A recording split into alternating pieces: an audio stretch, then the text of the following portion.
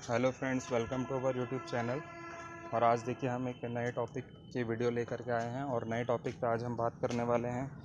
जो टॉपिक है हमारा वो है हिस्ट्री से रिलेटेड, इंडियन हिस्ट्री से रिलेटेड, जो कि आपके हर एग्ज़ाम में बहुत ही ज़्यादा महत्वपूर्ण, बहुत ही ज़्यादा इम्पोर्टेंट ये टॉपिक होता है।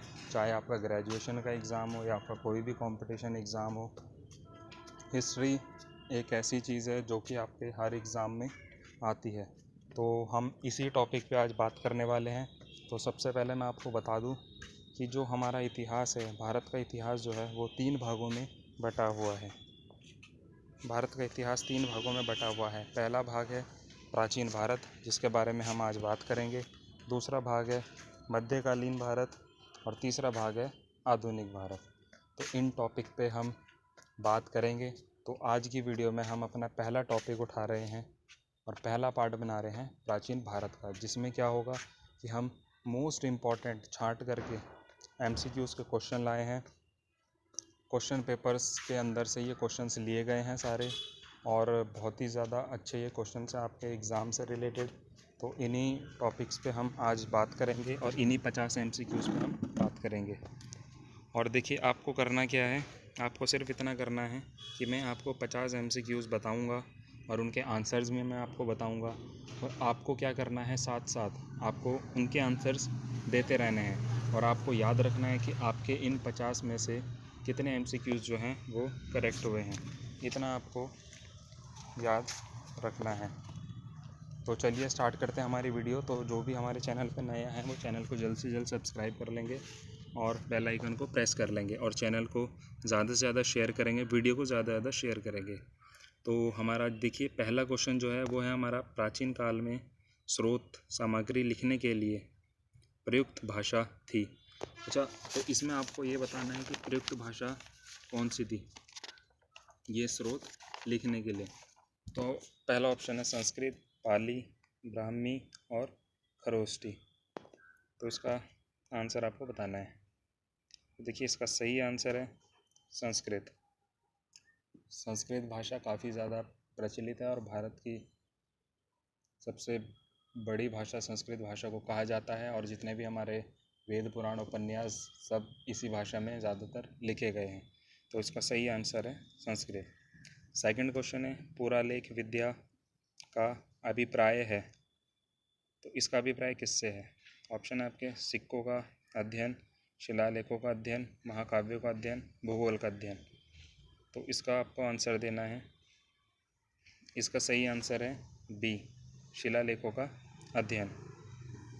थर्ड क्वेश्चन देखते हैं, महापाषाण संस्कृति 500 ईसा पूर्व से 100 ईसा पूर्व हमें दक्षिण भारत के उस ऐतिहासिक युग के परिचित कराती है जब महापाषाण काल में उपयोग में लाए जाते थे। तो इसका ऑप्शन है पत्थर से बने अस्त्र, पत्थर से बने औजार और उपकरण, बड़े पत्थरों से घेरी गई समाधियाँ यानी कि कब्रें, पत्थरों से बनी हुई दैनिक उपयोग की सामग्री। तो देखिए इसका जो सही आंसर होगा वो है सी, बड़े पत्थरों से घेरी गई समाधियाँ या कब्रें। फोर्थ क्वेश्चन है, मानव द्वारा प्रयुक्त पहली धातु थी कौन सी थी जिसे मानव ने पहले प्रयोग किया था? तो 4 ऑप्शन आपके हैं, जिसमें से इसका सही आंसर है 4 का सही आंसर है कॉपर। मानव द्वारा प्रयुक्त पहली धातु कॉपर थी। फिफ्थ क्वेश्चन है, कालीबंगन किस प्रदेश में स्थित है? तो इसका सही आंसर क्या है? इसका देखिए सही आंसर है डी, राजस्थान में। कालीबंगन किस प्रदेश में स्थित है? राजस्थान में। सिक्स्थ क्वेश्चन है, धातु से बने सिक्के सबसे पहले प्रकट हुए थे, कब हुए थे ये आपको बताना है। तो धातु से बने सिक्के जो प्रकट हुए थे ये हुए थे आपके बुद्ध के काल में। सेवन्थ क्वेश्चन है, हड़प्पा के लोगों की सामाजिक पद्धति थी, क्या थी उनकी पद्धति? तो देखिए उनकी पद्धति थी उचित समतावादी। एट्थ क्वेश्चन है, हड़प्पा की सभ्यता के बारे में कौन सी उक्ति सही है? तो इन चारों में से कौन सी सही है?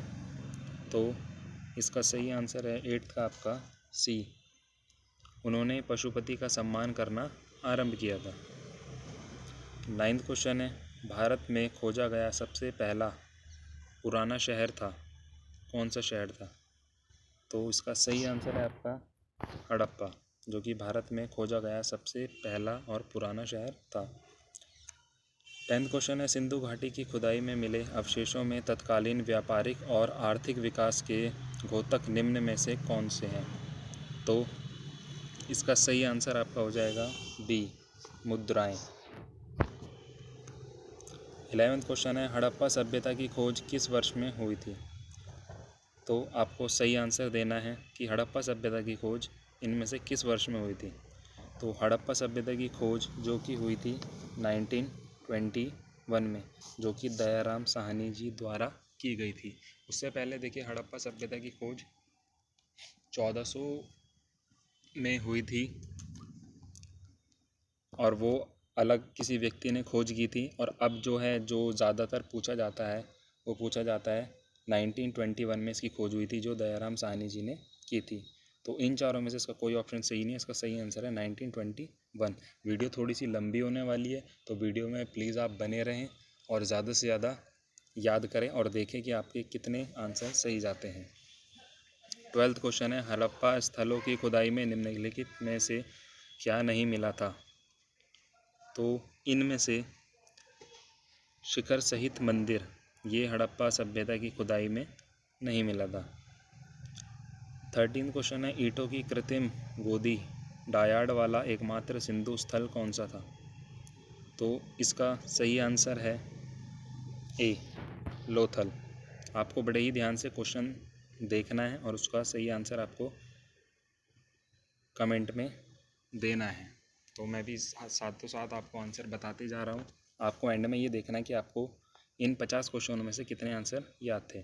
14वां क्वेश्चन है, सिंधु घाटी की प्राचीन संस्कृति और आज के हिंदू धर्म के बीज जैव ऑर्गेनिक संबंध का प्रमाण किसकी पूजा से मिलता है?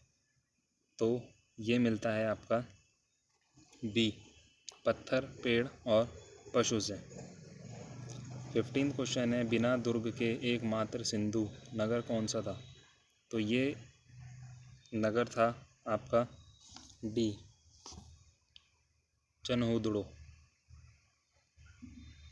सिंधु सभ्यता के टेराकोटा की मूर्तियों में निम्नलिखित में से कौन सा पालतू जानवर विद्यमान नहीं था? तो इसका सही आंसर है 16 का आपका सी, गाय। 17वां क्वेश्चन है, सिंधु घाटी सभ्यता की मुख्य विशेषता क्या थी? तो इसकी मुख्य विशेषता थी आपकी व्यवस्थित शहरी जीवन, यानी कि बी ऑप्शन इसका सही है, व्यवस्थित शहरी जीवन। 18वां क्वेश्चन है, लोथल नामक स्थल पर निम्नोक्त सभ्यताओं में से किसका जहाजी मालघाट था? तो इसका सही आंसर आपका हो जाएगा ए, सिंधु घाटी का। 19वां क्वेश्चन है, देवी माता की पूजा संबंधित थी। तो देवी माता की जो पूजा थी वो किससे संबंधित थी? वो संबंधित थी सिंधु घाटी सभ्यता के साथ। देखिए सिंधु घाटी सभ्यता के बारे में बहुत ज़्यादा क्वेश्चंस में एग्ज़ाम्स में पूछा जाता है और बहुत सारे क्वेश्चंस इस सभ्यता से बनते हैं। तो ये आपको बहुत ही ज़्यादा डिटेल में आपको इसको याद करना चाहिए और जो मैं बताता जा रहा हूँ आपको इसको याद करना चाहिए। 20 क्वेश्चन है, सिंधु घाटी सभ्यता के लोग प्रायः अपने मकान बनाते थे, काहे से वो अपने मकान बनाते थे? पक्की ईंटों से। 21 क्वेश्चन है, मोहनजोदड़ो में सबसे बड़ा भवन कौन सा है? तो सबसे बड़ा भवन जो मोहनजोदड़ो में है वो है धान्यागार। 22 क्वेश्चन है, सिंधु घाटी सभ्यता की प्रमुख विशेषता थी। तो इन चार ऑप्शन में से इसकी प्रमुख विशेषता क्या थी? सही आंसर इसका नगर सभ्यता। 23 क्वेश्चन है, सिंधु घाटी सभ्यता का पत्तन नगर बंदरगाह कौन सा है? तो इसका सही आंसर हो जाएगा आपका बी, लोथल। 24 क्वेश्चन है, निम्नलिखित विद्वानों में से हड़प्पा सभ्यता का सर्वप्रथम खोजकर्ता कौन था? तो देखिए इसका खोजकर्ता मैंने अभी आपको बताया भी था डी दयाराम साहनी जी। इन्हीं के बारे में कहा जाता है कि इन्होंने ही सिंधु घाटी सभ्यता यानी हड़प्पा सभ्यता की खोज की थी 1921 में। 25 क्वेश्चन है, निम्नलिखित में से किस द्रव्य का उपयोग हड़प्पा काल की मुद्राओं के निर्माण में मुख्य रूप से किया गया था? तो इसका सही आंसर आपका हो जाएगा ए टेराकोटा का। 26 क्वेश्चन है, निम्नलिखित में से कौन हड़प्पा संस्कृति के अध्ययन के साथ संबद्ध नहीं है? तो इनमें से हड़प्पा संस्कृति के अध्ययन के साथ संबंध नहीं है, तो इनका सही आंसर हो जाएगा आपका डी पीएस वत्स इसका सही आंसर हो जाएगा। 27 क्वेश्चन है, हड़प्पा की सभ्यता किस युग की थी? तो हड़प्पा सभ्यता किस युग की थी? तो ये थी आपकी कांस्य युग की। ये कुछ क्वेश्चंस बहुत ही ज़्यादा इंपॉर्टेंट है इसके अंदर, और इस वीडियो के अंदर आपको जो 50 क्वेश्चन मिलेंगे वो आपको ऐसे क्वेश्चन मिले हैं जो कि आपके एग्ज़ाम में आ चुके हैं। तो 28 क्वेश्चन है हमारा, हड़प्पा वासी किस वस्तु के उत्पादन में अग्रणी थे? तो हड़प्पा वासी कपास वस्तु के उत्पादन में अग्रणी थे। 29 क्वेश्चन है, हड़प्पा के निवासी ग्रामीण थे, शहरी थे, यायावर थे, खानाबदोश थे, जनजातीय थे? तो इसका सही आंसर हो जाएगा 29 का डी, वे शहरी थे। 30 क्वेश्चन है, सिंधु घाटी की सभ्यता के लोग का मुख्य व्यवसाय क्या था? उनका मुख्य व्यवसाय आप सभी को पता होगा, उनका मुख्य व्यवसाय कृषि था। 31 क्वेश्चन है, हड़प्पा किस नदी के किनारे पर स्थित है? तो हड़प्पा जो है वो आपका किस नदी के किनारे पर स्थित है? रावी नदी के किनारे पे स्थित है। 32 क्वेश्चन है, सिंधी में मोहनजोदड़ो का क्या अर्थ है? तो इसमें अर्थ है मृतकों का टीला। 33 क्वेश्चन है हमारा, किस जिले में मोहनजोदड़ो स्थित है? तो मोहनजोदड़ो किस जिले में स्थित है?